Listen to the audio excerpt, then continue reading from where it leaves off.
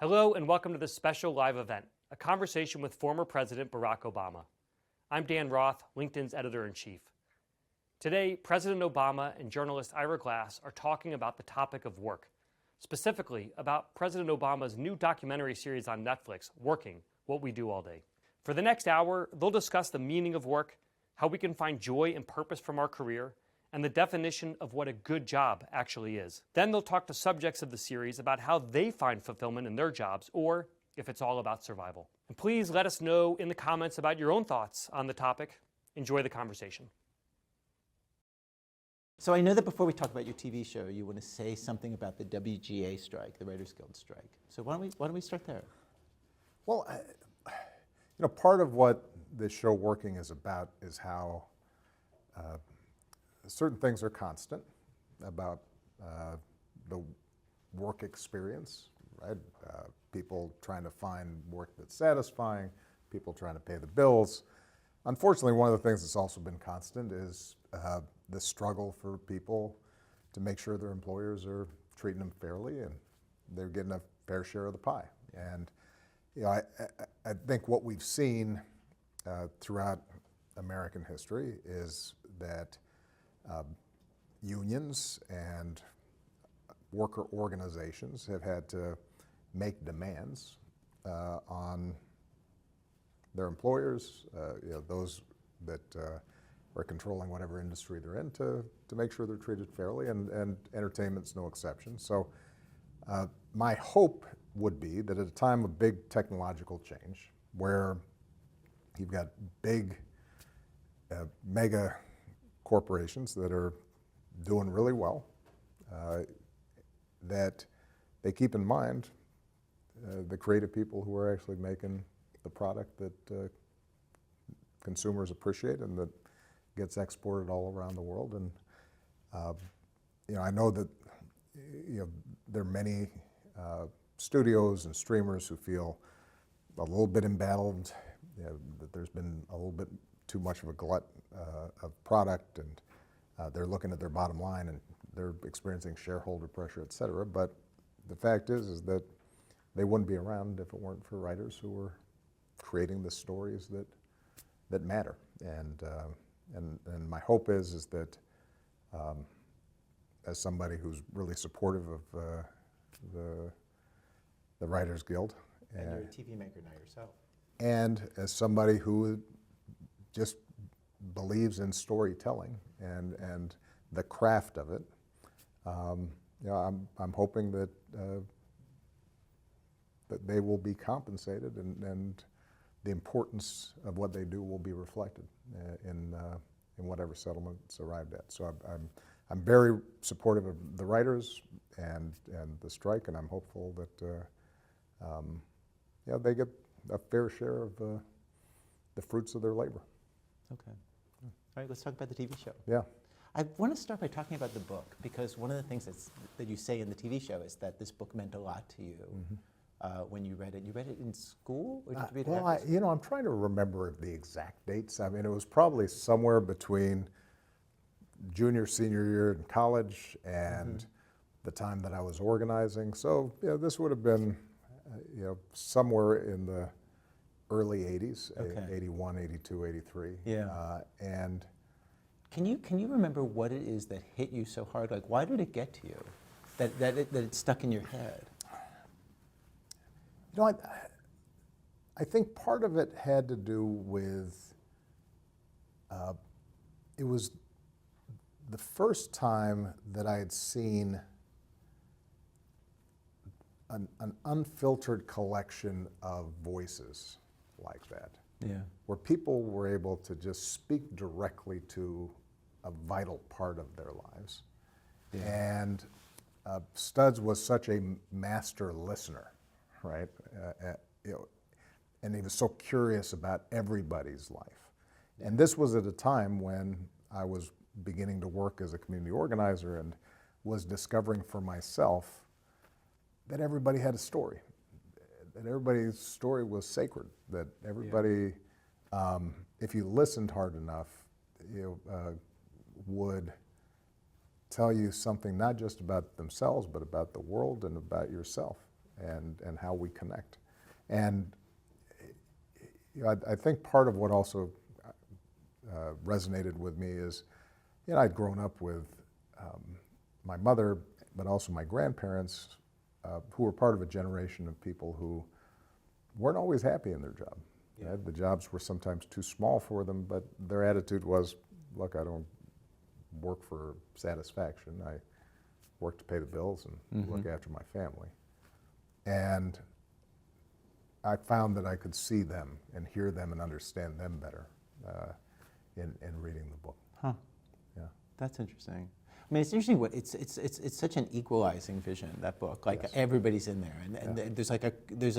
It's funny. The explicit message that he's saying throughout it is like, oh, people like, we should listen to people like who aren't listened to, and but then the thing that he never says out loud, but by lining up all the people, is just like, oh, everybody's making different kinds of money in different races, but everybody's kind of like right there. There's a very like, there's no black America, white America, red America, blue America. It's all America built into like what's there. Well, two things are going on in the book. I think what he does just by how he structures it, how he puts it together, is he is insisting on the equal dignity and worth of everybody. Yeah. He's seeing all of them.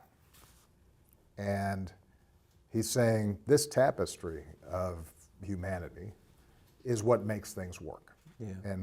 And we're all a part of that. Yeah. But what he's also doing inside the book is laying bare the degree to which work experiences vary greatly depending on where you are in the status and money hierarchies in our culture. Yeah. And that you have extraordinarily insightful, thoughtful people who, because of circumstances, because they weren't born in the right neighborhood or didn't go to the right school or didn't have, because of the color of their skin or their gender, were trapped. I remember there was a line, I don't remember which person in the book was talking about it, but where they said something to the effect of, I can't put everything into my work because I would have to shrink my soul, right? It's too small. The job is too small. The job's too small for my soul, right? And that, I think, captured the circumstances of a lot of people as well. Well, and it's Studs' attitude. Like the opening line of the intro is something like, it's like this book is about work. This book being about work by its very nature is about violence to the spirit as well as the body. Yeah. And that comes through, right? Yeah. And part of what I appreciated about the book was it didn't try to romanticize or gloss over the just sheer grind that occupies most people's days. And that they are working to exhaustion in many circumstances, and they're not making a lot of money, and they're just barely getting by. And yet, what you also hear is the pride they take in doing their jobs well, and the skill and the attention that's required, not just to do their job well, but by extension, just to make this society of ours work. It reminds me of what happened during the pandemic, right? When suddenly we discovered quote unquote essential workers. Well, they were essential the whole time. It's just we weren't paying attention to the degree to which they are doing hard, tough jobs that allow everything else to function. I've been told this is a project you've wanted to make ever since you started your production company, Higher Ground, that you wanted to do a show about work. Like, why make this into TV? What was your impulse to make it into television? Well, I think that these days, sadly, everything's visual. You see it in the culture. You compare book sales to everything else. And so I just wanted, at a moment in time where I think there's a lot of anxiety about what's next, right? Where we've seen globalization and automation and you know, unions being battered and offshoring and now AI. People are concerned about their work, and yet it's not a topic that you see a lot on TV. Yeah. Right? I think I mentioned at some point during the show, when I was growing up, there were still a lot of depictions of working class life on television. You had films like Norma Ray or There's All in the Blue Family Collar, and the and there was- Jeffersons. It's right, like yeah, working people were just on working TV. people were on TV all the Yeah. time, and somewhere around the 80s, 90s, it was like the only people on television were doctors or lawyers or Well, this is the thing I bankers. wanted to ask you about. There's a thing that you say in your podcast with Bruce Springsteen, where you say there's a story that we tell in this country about what it means to succeed and what we value. And you say in the podcast that part of what you're trying to do in this period of your life, after your political career, is tell a story that's counter to the one that's out there. Yeah. And could you just lay that out? Like, what's the story that you see told about work? And is this TV show part of your counter programming? I think we as a society have become obsessed with wealth and the pursuit of stuff. And everything else is subservient to that. Yeah. I went back and was reading one of my favorite passages from Bobby Kennedy's speeches. He's describing GDP I know that. and what Yeah. and what he describes as the poverty of affliction, or the poverty of satisfaction that afflicts us all. Because he says somehow GDP, the gross domestic product, Yes. the measure of how much money is made in the country. and our economic growth. And he says somehow our GDP measures, the locks we have on our doors and the locks we put on the prisons for people who are breaking down those doors because they don't have enough. It measures nuclear warheads and rifles, but it doesn't measure the health of our children or the quality of their education or the joy of their play. It doesn't measure the strength of our marriages. It doesn't measure wit or wisdom. And he ends by saying, so essentially, it doesn't count those things that are the most important in our lives. And I think part of what part of the subtext in this series is this: we know what's important. We know that pride and a sense of purpose in what we do, and connections and relationships and family. Yeah. Those are the things that last. And yet, that's not really how we organize our economy. And it's not what we recognize. And part of the reason that you see people exploited and underpaid and put on temp work, and the fact that now suddenly, 40 years ago, 50 years ago, if you were a janitor in a big company, you were part of a company and you had the same benefits as the engineer in that company, and now you don't even work for that company. It's subcontracted out. It's all to some other- subcontracted out. Yeah. That sense of the bonds that hold us together, those values that are those values that are extraneous to the bottom line or the quarterly earnings report. A lot of that's been lost, and I think that part of the reason why, even when the economy is growing, or even when unemployment is relatively low, there's still anxiety.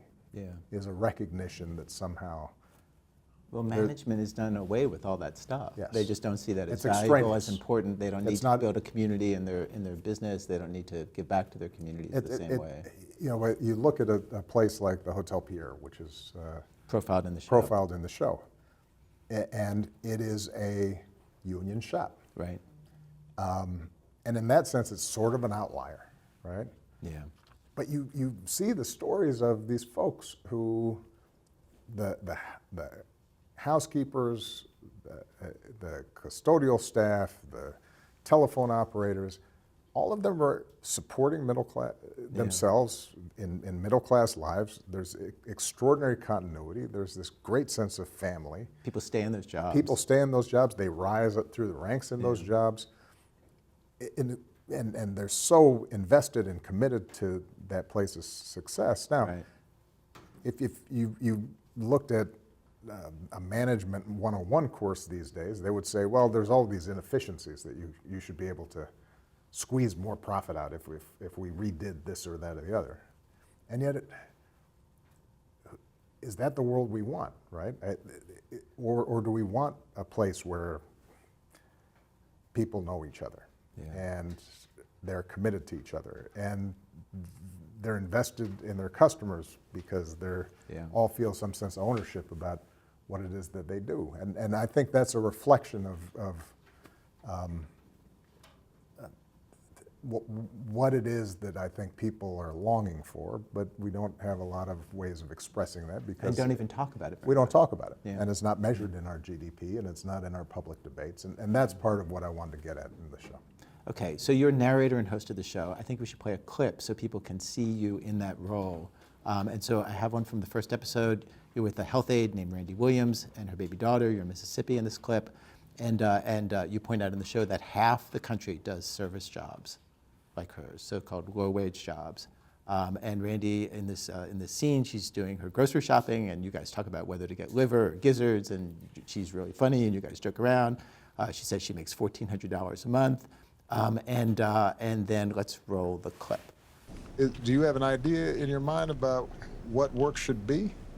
Because some folks, like my mother-in-law and my grandmother, you know, their attitude was, I don't go to work to feel good or to get meaning or I go to work to pay my bills.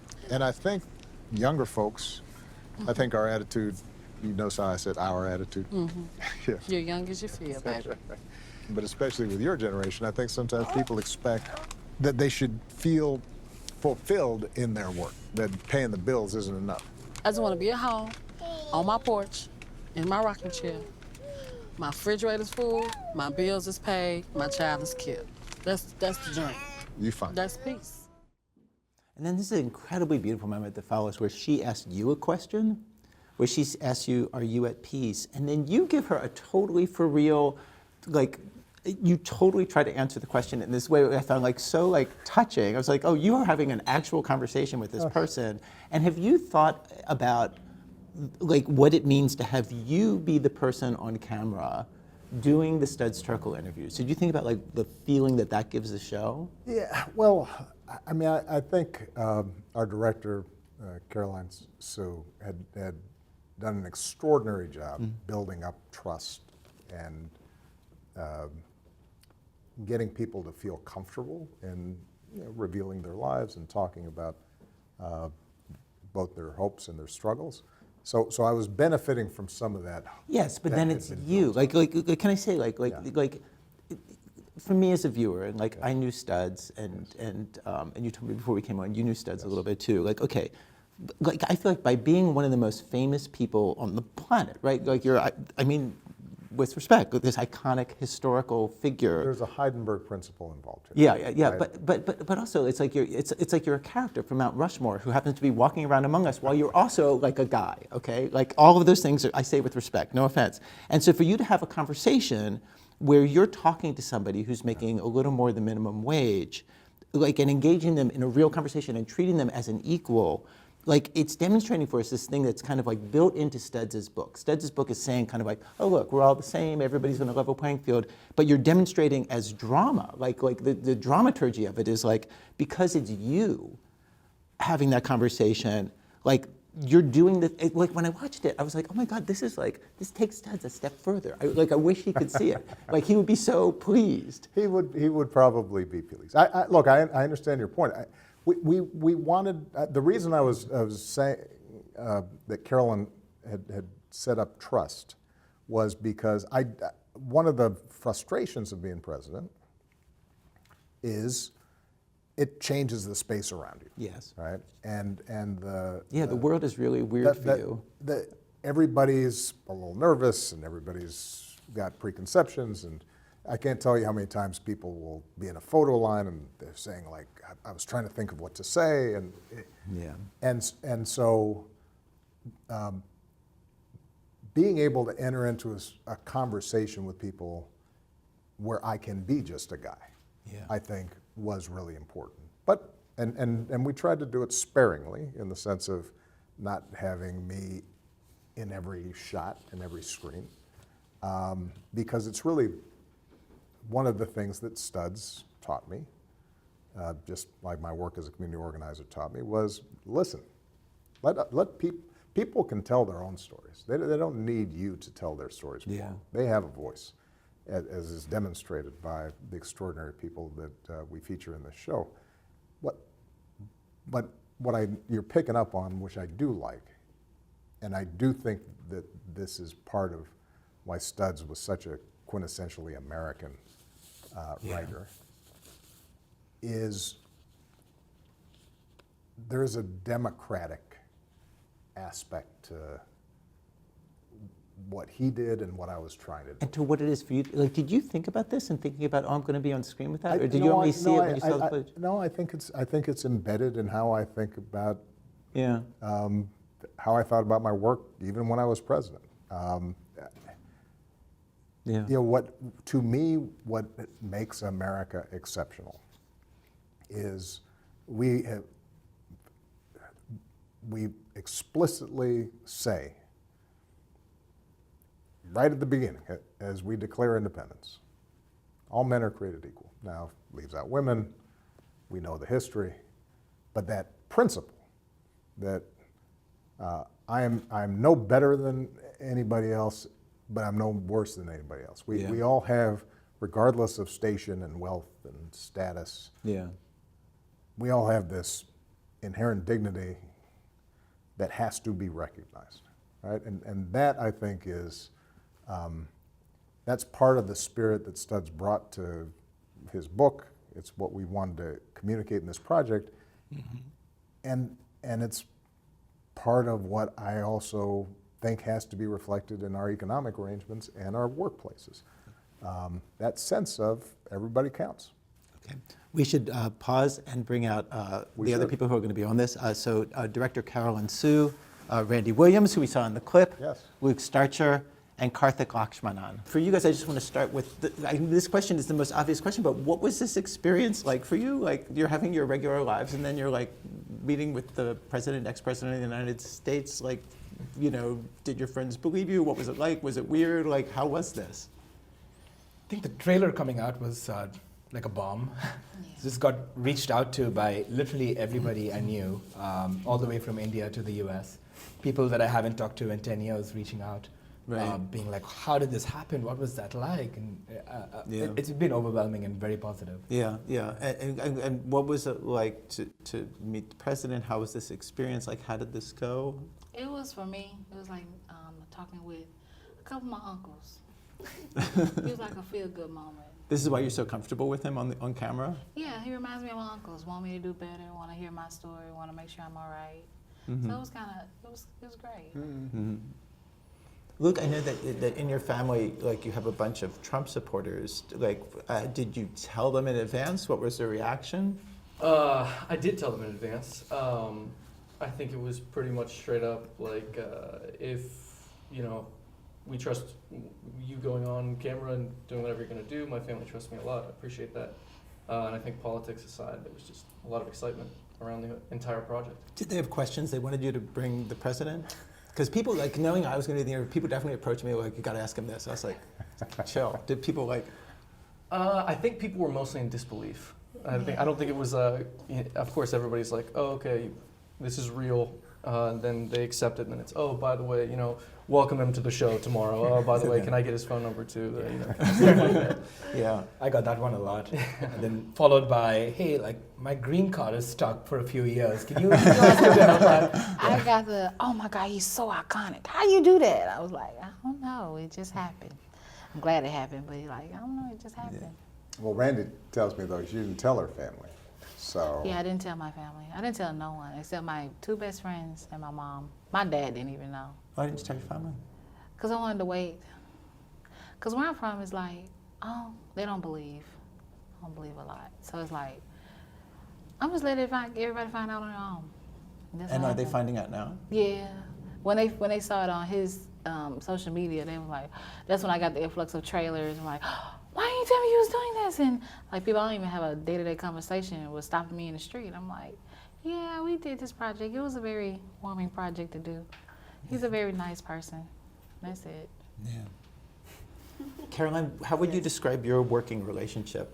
Or how would the two of you describe it, actually? You're kind of my sidekick. No, no. I mean, basically, she bossed me around and I tried to. bullied me a little bit on the set. It's my job. She's like, "You missed your mark." Yeah.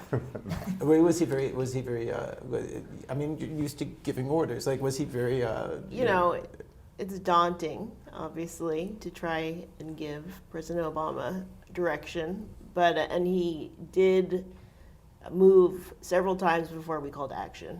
But you had places to go. That's But- kind of basic, but Yeah. Look, Yeah. the truth is that Caroline and I are buddies. Somehow, even though we haven't known each other that long, we just have a little connect. She's got that wry sense of humor that I appreciate. Takes her work seriously, but doesn't take herself too seriously, which I also appreciate, and feels deeply, and is passionate about the work, and that I think comes through. So it was a joy working with her. She was terrific, and she was funny and professional. She'd get a little stressed sometimes, and I had to kind of walk her off ledges, but that's okay. yeah. Yes. I mean, I'm not just saying this because we're the president and we're sitting here, but he really is a great collaborator. And we actually have known each other for many years now, 4 years. That's true, That's I not guess. a short period of time. But from the beginning, he steered us into what to look into, what to think about, and he gently steered us, and he was just very involved the whole way. When I was talking to you about this, you described your relationship as being a very jokey relationship. It's a little silly. I like being silly. That's She's a silly person. it's one of the joys of being able to do what I do, Yeah. and for work is I can be silly and. I think it got us all to open up, though. None of us have been on camera before. Really? Maybe Luke is a bit of a celebrity here with his music, but I remember the first time Caroline saying, "You'll forget about the camera, like you'll get comfortable really quick." And I think a lot of it is to do with just her being there. Yeah. And her asking questions you're not used to being asked. It helps you opens up a lot more. Yeah. Like I do a lot of interviews. I feel like the most important thing in an interview is to actually be interested in what the other person has to say. Yeah. And she like, gets us. Yeah. Caroline, can I ask, okay, so in directing narration, like when you do narration on a TV show, it's very different from giving a speech. And when you have somebody who's used to giving speeches and is in his old job gave a ton of speeches, when he was doing his narration, did you have to give directions where you would have to say things like less presidential or anything like that? Is that a thing that happens? You know what? I have to say no. I mean, Okay. we were on the same page in terms Okay. of the spirit of what we were doing. So I actually, I didn't have to intervene, which was a pleasure. I mean, some people who work with you said this is going to be really annoying, but he's going to be way better at this than anyone else. Like, you might try and say, why don't you do this, why don't you do that, but he's going to do what he wants to do, and it will be way better, which is absolutely true. I So, don't know about that. She's being modest. She gave me a bunch of direction. When it comes to narration and the voiceovers, etc., I had read all my books on audiobook, and which is exhausting. 'Cause It's I'm- like punishment after you read a it book. really is, right? Yeah. And as you're reading it, you're thinking, oh man, I should have fixed that sentence. And this thing doesn't make sense when you read it out loud, but it's too late. You can't change it. So the narration part wasn't difficult. I think the challenge on this really was just logistics. You know, we started with this idea pre-pandemic. The pandemic happens. You know, Caroline has to completely conceptualize and rejuggle how are we going to do this on set? How are we weaving these stories together? And she did a great job doing it. And that was the hardest piece of work. I think probably what I provided was maybe a broader framework for what was happening, because when Randy talks about the nature of work options in her hometown, right? And I can kind of step back and say, well, here's what's happened in terms of the deindustrialization of certain areas, and the reliance of a lot of small towns on healthcare or government, or low wage jobs as the only options. When we're talking about the company where Luke works and self-driving cars, I was able to maybe provide a little bit of a sense of here are the broader effects of automation. And Yeah, stepping back. It's funny because you're stepping back in those moments. You're, as a narrator, you're both doing a policy thing that we're used to hearing from you, but it's also exactly what a narrator of a documentary does: is step back and give the context. The two things like just go hand in hand. Right, exactly. So I think probably where I was useful, Caroline did the heavy lifting, but where I was useful was to be able to say, part of what's happening at on Aurora is part of a process that we've seen over the last X decades. And when we have a conversation about knowledge workers, right, and being able to describe the degree to which that category has never been in more demand, and is able to exercise options that we haven't seen, but that also creates greater stratification. That's the kind of. But Michelle teases me all the time about the fact that she calls me the fact guy. She says like he's a human Google, so that I can just fill in little factoids as we go along. But there were fun things that just came out of meetings that we had that I think are, to me, some of the most interesting things in the show. Is like the fact that when we were younger, clothes were ill-fitting and you only had a couple of pairs of shoes. I think that you said this in our first meeting, and I just thought it was amazing. And then now we all have so much stuff. Yeah. Like thinking about why is that, but what is that mask, or what is the reality behind how we live and how certain things are way more expensive. Yeah. But we all can have like 9 pairs of shoes and TVs in every room if we want to. So there are things like that we could never have come to on our own. Or They at least just come out of conversations. Exactly. Yeah. And that lead to scenes. You have people show you all their stuff in certain scenes. Yeah. Yeah. It's Could you fun. talk about like turning the idea of the book working into a documentary? I know you feel very strongly of like a thing shouldn't be a documentary if it's not a documentary. What did you want to do to make this a documentary? Yeah, I mean, I think, first of all, it wasn't just me. It was Amelia Brown, who's the showrunner, and a whole host of people who we all developed this together. But it's, you want a documentary, you can see things, obviously. And it's different than writing. Like in one image of seeing, Karthik in his living room or Luke with his parents, it gives you so much information, deep information that, you can Just never the stuff on verbally the describe. surfaces Exactly. and a feeling and a mood. And so, the idea was like, because of that, you can really create empathy with people. And that's the one thing we can really bring to this. If we were going to do a front line on work, I wouldn't necessarily be the person to make that documentary, but what can we do that really takes the subject and kind of cuts through a little bit. Yeah. So. Luke, can I ask you about one moment in the TV show? And it's a scene that you're in. There comes a moment, okay, so you work as an engineer at this high-tech firm, but you also play music and you make music, and part of the show is about how like this has to be your side hustle because where you live in Pittsburgh, it's hard to make a living as a musician. And then there comes a moment where like where President Obama comes over to the new home you've bought, and you take him down into the basement, which is your music room, and then you play him your music. And honestly, watching it, I felt so nervous. And there was a part of me which wanted to say to you, like, dude, he knows Jay-Z.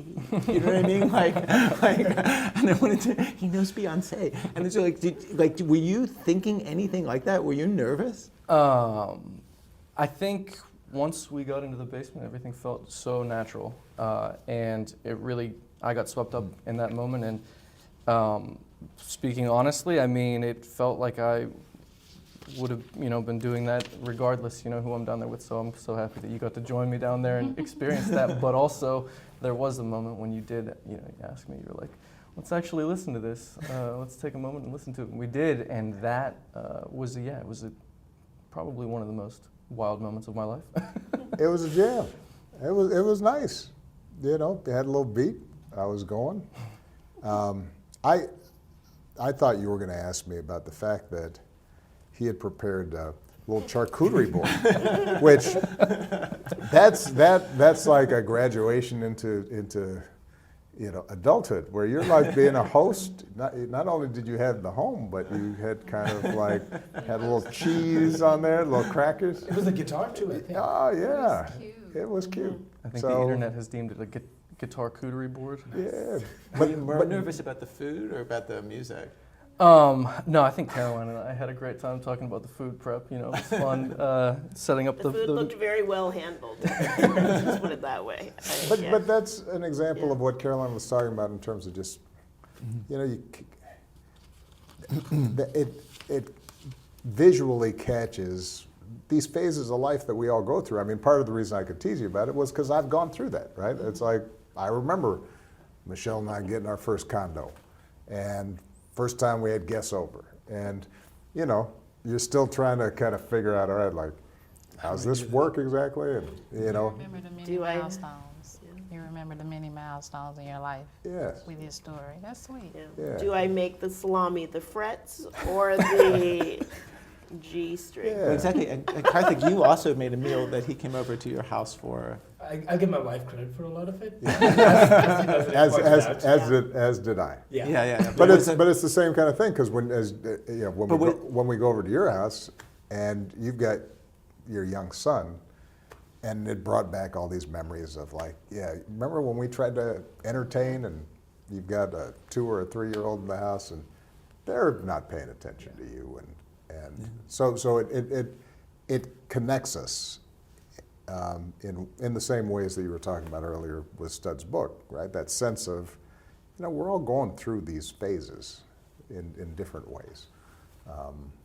And it's just that we don't see each other so often in those ways. Okay. So let's lay this out. You were president, and now you've become a TV show host. Did you know that the man who followed you in office did it in the opposite order? I did. I'm aware of that. Have you thought at all about who you play as a TV host and who he plays as a TV host on his show? And Well, I have not fired anybody.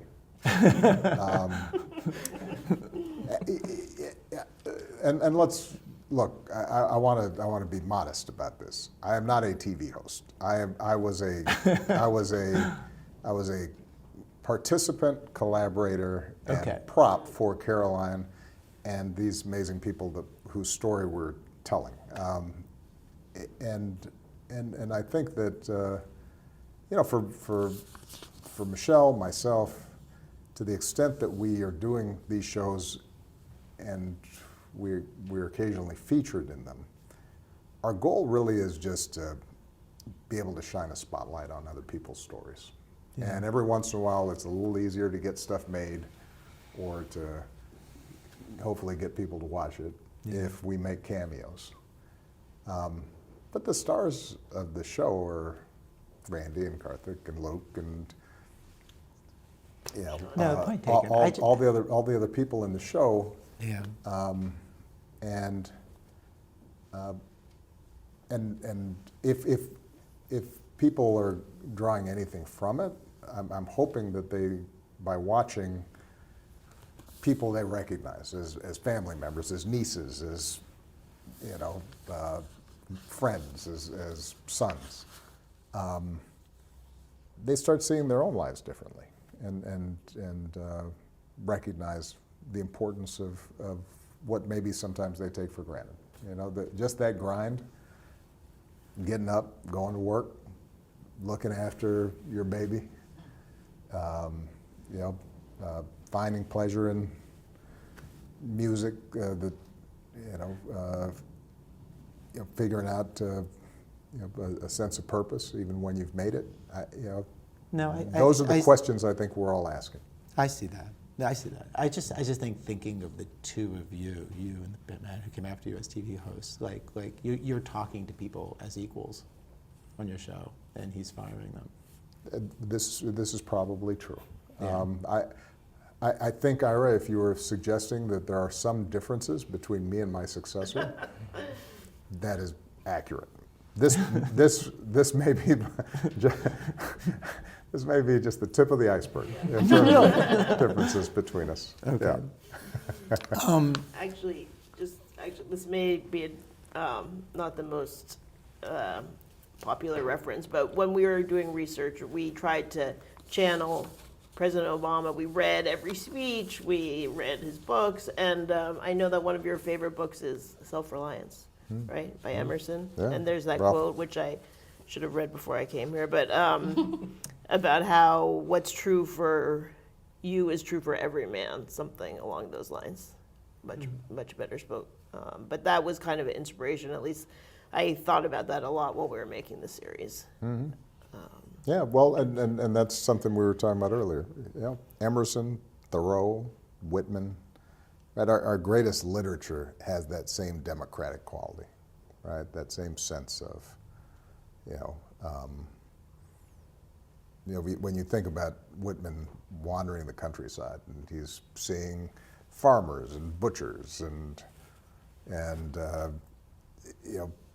people in factories and he's saying, how amazing is it that we can all come together and this somehow works, and each of us is this vital component in our collective lives. That's part of what makes this country unique. All right, we have a question there were questions submitted from LinkedIn members. Okay, let's do this. And I've been given one to read to you. This one is from Simon, who's a LinkedIn member. He says, Mr. President, in your book, A Promised Land, you discuss the importance of finding joy and meaning through stewardship rather than solely focusing on work. How can individuals strike a balance between their professional pursuits and finding fulfillment through acts of service and making a positive impact in their communities? Well, it's a great question, Simon. I think everybody can have an impact in different ways. It's interesting. I've got two young daughters in their 20s. They're starting to enter into their careers. And I think, it's a little pressure for them probably, having me and Michelle as their parents. But one of the things we've always insisted on, there are a lot of ways of serving. You can serve by being an engineer and making good products, starting a company, and then treating your employees well and paying them right. You can be of service by being a great mom and raising a child who's kind and useful and responsible. That's service. The one thing Michelle and I do talk about a lot is trying to find some balance in your life, and I think Luke, what he does with his music's a good example.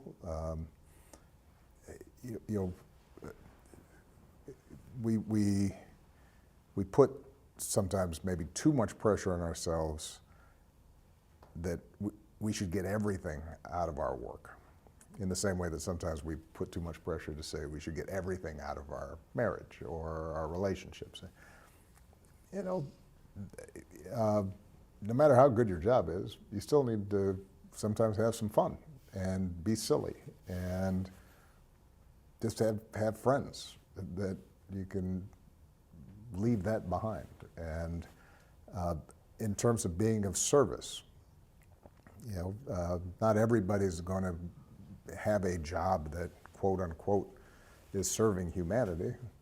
And then you can go to the local church and, you know, work, you know, helping people in a food pantry, or start a community garden, or anything else you enjoy. So I'm less dogmatic about there's one way of doing things.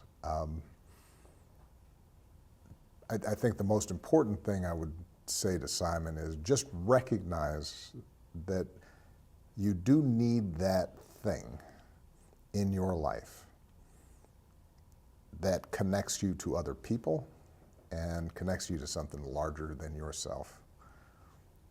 And that if all you are doing is chasing after a buck, if that's the only way you keep score, then you will probably suffer from what we talked about earlier, that poverty of satisfaction, no matter how much you make. Okay, so the show is about, a lot of it is about finding work that's fulfilling in the ways that you're saying and in other ways. I thought it would be interesting to go around, I thought this would be something everybody could answer, and just talk about, okay, so in the work that you're doing now, in your current jobs, if you had to break it down into a percentage, okay, here's the part of my job that actually like gives me something and I kind of like, and the percentage of your job that doesn't, and you kind of have to get through to get to the part you like. So for example, with me, I would say like I have a pretty good job. I do a radio show with people I really adore, and I invented this job for myself. I would say 60% of the job is the stuff that I get something back from. 20% is like stuff that I've just done too many times. I used to like, but I've just done it, like giving notes on mixes.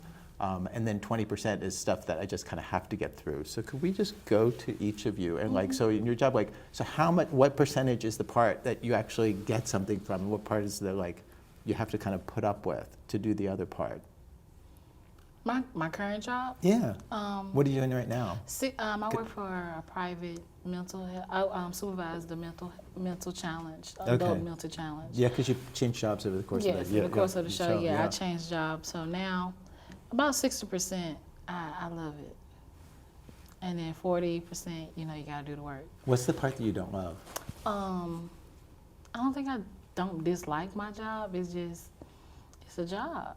It has to be done. But I like it more than my other job. I like this job more because I get to hear, when you coming back tomorrow? Are you coming back to my house tomorrow? Like, to see them happy that you're helping them. That's the part you like. That's the most rewarding part of it all. What's the drag part? When companies doesn't hear the needs of their own residents, or it's not much for them to do. They just gotta sit and just wait. It's like you have these residents that their families pay for them to be in your facilities, and you don't give them anything to look forward to throughout the day. That's like hard. there's no budget for like activities or outings or this and that. It's like people doesn't have like the room for care when it comes to health. It's like, I'm taking care of you, but you need more fulfilling things. You need to look forward to what you're gonna do today. So that's kind of the drag. Yeah. But it's kind of fulfilling when I cook for them and I make sure they're okay, and I spend time when we watch TV, we play board games. It's fun. Yeah. That's the most fulfilling part. Okay, Karthik. So you're an engineer, but you also supervise people, right? That's right. Yeah. Okay. So give us the percentages. It's tricky. I think I'm still in a little bit of a honeymoon phase since I relatively recently switched companies. Also during the course of the show, like Randy. Yeah. And so I'm pretty high up there. I like probably like 60-70% of my day to day. And is the part you like the supervising or the actual programming, coding, designing stuff? I'm in a small enough team that I do both. So it's the best of both worlds, really. That's and nice. those So are you the get bits that I creative part and the other part. exactly, Yeah. and the parts that I enjoy are the people I work with, and sort of just butting heads with ideas and coming together with something that's better. Yeah. And also being able to look out, and so I'm a little bit idealistic about my work, I think. So I think about having a North Star, and on hard days, it's like you think about, if you solve this hard problem, if you work really hard for the next year or 2 years, whatever it is, Yeah. with the result of that, can you envision that and think that's made the world a better place, right? And Yeah. I think that pushes you through the hard days. Yeah. The parts that I don't like, or maybe the parts that you have to put up with, are just the pressures of a business, right? Like, you might have amazing ideas that you want to just play with. It's just not realistic. So you need to make very hard decisions on timelines, and there's pressures on this needs to happen this way. You need to make these sacrifices on things you'd like to do versus what you need to get done. Yeah. It is an art in And itself. have and it's meetings part of the about job. that and talk to people about that. Exactly, I and think they do. It's convince really people, and annoying. there's a little bit of it's herding really cats. stressful and Exactly. Which Yeah. is stressful, and I think in hindsight, if it works out, then it ends up being, oh, that was actually pretty great. I'm glad we did it. And if it doesn't work out, then it drops to the, oh man, that was tough. Yeah. We did that wrong. Okay, so Luke, so you're the person in the series in this group who actually says explicitly on the show, I'm doing this job just to have a job so I can make music. So I'm hoping your percentages are going to be 0. And like, but what are your numbers? I think I can't help but compare the jobs that I've had in the past, and I think just like coming up, working in the food industry, working in retail, working in manufacturing. I was a teacher, got a Fulbright scholarship at one point. I think all of that into consideration, it was always kind of tough to make money in the past. So this job I'm incredibly thankful for. I love working with the people that I work with. That's one of the biggest things for me, is just like the interactions and the challenges that I face with the people that I'm working with. Sorry, percentages. Good part, bad Percentages. part. Numbers. 60% love it, 40% is the grind, I'd say. And the Just grind like part is? going in and hitting whatever is asked of you, you know what I mean? Even though you're working on a large team, you're still having a goal in the end of it, and some of that is just like Grinding it out. monotonous tasks, and that's what it is. Okay. Caroline? I'd say 90-10. And that might seem Wow. like, I don't mean to seem, I don't know, like I've got it so great, because there are definitely issues. But, I started out probably like 10-90 when I Really? was like a production assistant. But, I feel like I get to just hop around and do different things. No day is the same. Yeah. Something fun could happen tomorrow. I'd say the part that I don't enjoy, which I'm not great at, is managing people's emotions of who I work with. Anyone who I work with. Managing their emotions. Kind of, people's gripes and and also I have to say, That is hard about being a boss, is people have so many feelings and I they know, want to let you and know. sometimes I know it's not nice of me, but I just sometimes just don't want to deal with them. And then also I have to say, and this may prevent me from getting jobs in the future, I don't enjoy getting notes on things that I'm making. It's like I just want Wow. to make it, and I want to be left alone with my team. But then you get notes of like, And I what's- don't want to hear people's thoughts. Anyway, I'm sorry. I'm going to stop there. She just wants lavish praise. Yes. She just wants people to say, this is great. Yes. You are yes, a genius, Caroline. Yes. We have pretty nothing much. to add. Yes. Yes. And then- Thank you. and then- Thank you. You understand where I'm coming from. Yes, exactly. You guys do have a good working relationship. It's yeah. like, Yes. She's trained me well.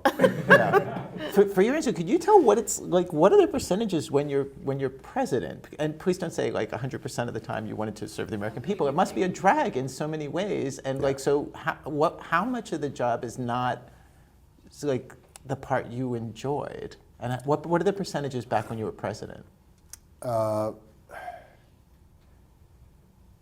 And you want numbers here. And this, I think, is a pretty honest assessment. I would say 70% of the time being president is a hoot. I love it. I love the job. That's high. That's Yeah, good. but the reason is a little bit like what Caroline talked about.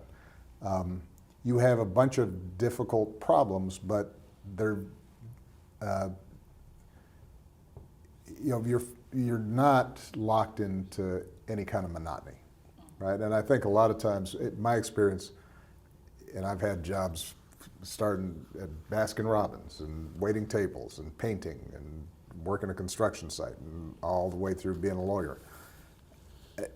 One of the things that's, I think, tough oftentimes in modern work is monotony, right? If you're just doing the same thing over and over again. And particularly if you're sitting or standing and in one spot, right? That's not really how humans are built. And the nice thing about being president was every day was different, and every hour within the day was different. And so you're getting this constant feedback, stimulation. You're working with remarkable people. And you like the public parts of it and the kind of like private thinking, writing Yeah, parts absolutely. of it. So that mix was good as well. Look, the 30% fundraising to get elected, right? Right.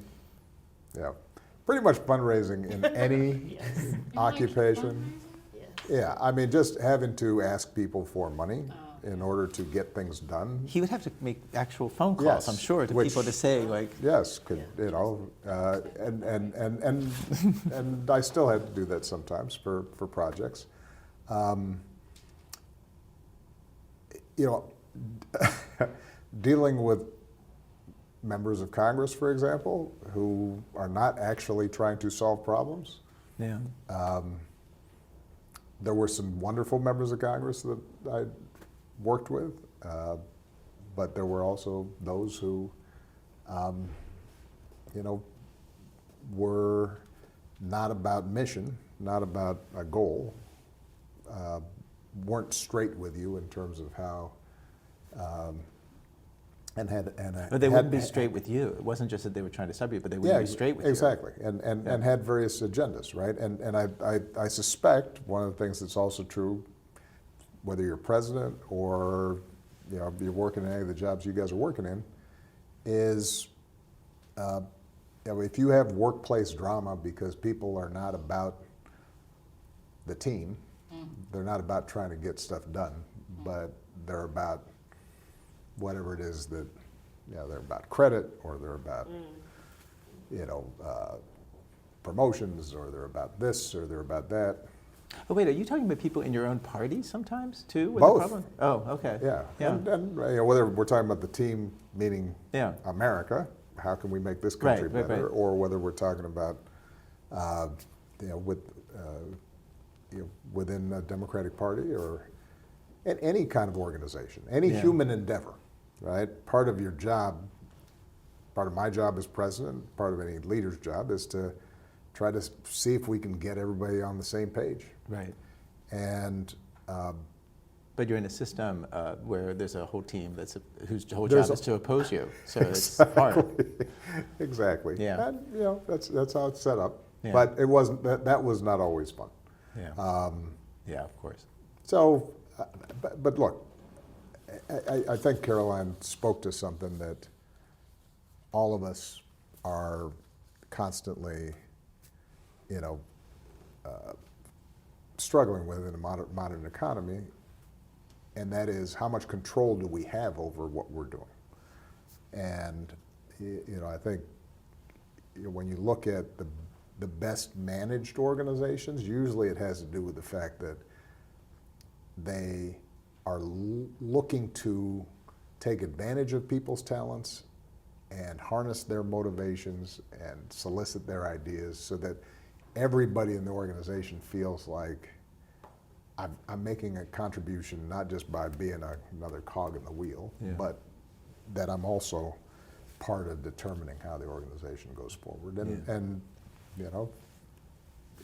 when in the show we talk about good jobs, hard jobs, service jobs, et cetera, part of what characterizes, I think, where people want to be is a place where they feel like they've got some control over their work and they're determining it. Which is why a lot of times, you'll meet, say, a tradesperson, a plumber or electrician or a contractor who's really happy, even if they're not making as much money as some corporate lawyer, because they feel as if, this job in front of me, I know how to do it, and I'm determining how to do it, and I'm making decisions about it. And so they have a sense of agency about it. Let me ask you one last question before we go. You say in episode 4 that the thing you worry about most is the increasing polarization everywhere.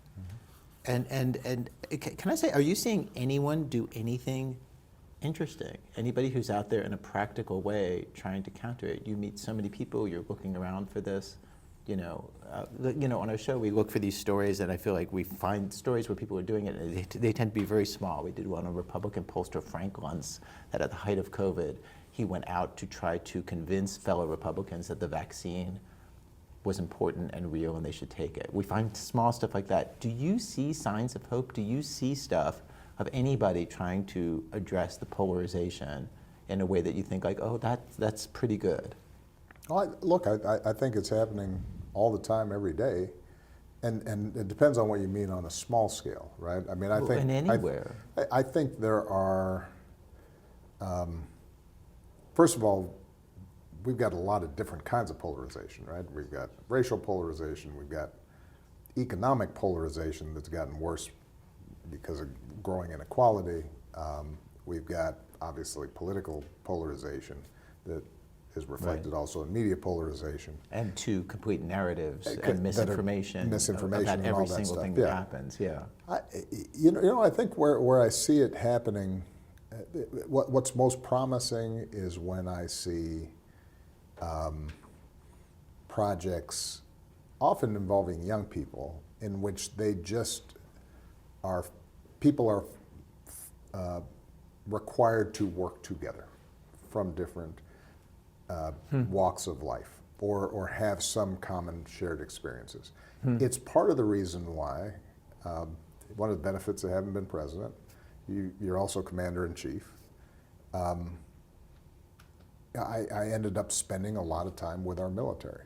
And our military is one of those areas where, because the mission is so vital, there's not a lot of room for that kind of fuss. And they take young people from every walk of life, right? And every part of the country.